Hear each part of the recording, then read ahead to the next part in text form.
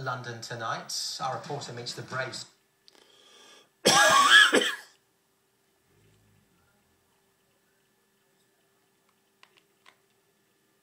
Appealed to the government for extra money to guarantee improvements to the tube, and he's had an equally blunt response. Yes, the Mayor wrote to Transport Secretary Lauderdale asking for extra funds. The reply mentioned government money already given to Transport for London and ended with, "It's not acceptable for you to ask government to bail you out if you cannot balance your accounts." Well, one source of the trouble is PPP, the public-private partnership created with tube lines years ago for the upgrades. It promised private sector efficiency, but many doubt the firm has delivered. It told us it would need 50 weekend closures to upgrade the Jubilee line. It's now been shut for 125. The maintenance firm were given just over £4 billion to complete the work, but then alleged it was owed an additional £327 million of taxpayers' money. The company now want to put commuters through even more misery by closing the Northern Line early and at weekends for a year and a half. And incredibly, the Mayor and City Hall are powerless to stop them. And it's all because the government pushed through the deal despite objections from the then Mayor Ken Livingstone, forcing the policy on Londoners. Well, today at the first review into the PPP contracts, it was revealed Boris's calls to ministers for help and to give London more control were rejected. You've had the settlement tough. So, is there any hope of London getting the money that is said to be vital for completing this upgrade of the tube? And does the government feel any obligation to help, given its role in imposing PPP on London? Well, we've put those questions to the Transport Minister, Sadiq Khan.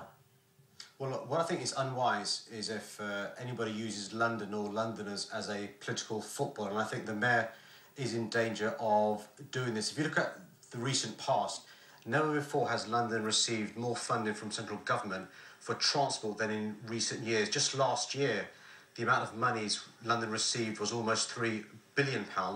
Next year will be £3.3 billion, and over a 10-year period will be £40 billion. There is more than enough money for the Mayor to spend on transport. It's about making the right choices and having the right priority. But Londoners watching this programme tonight, Mr Khan, are going to be concerned about the disruption that it means to them, the upgrades and the improvements that are yet to be made over the next 18 months now on the Northern Line that we heard about yesterday.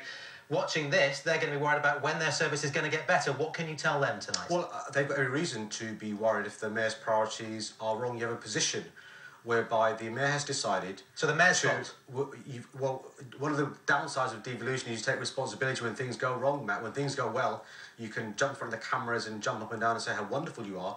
When your priorities mean Londoners lose out, you've got to step up to the plate. What the Mayor's done, let's be clear, Matt, he's chosen to cancel the Western Extension, which will cost him £100 million of lost revenue.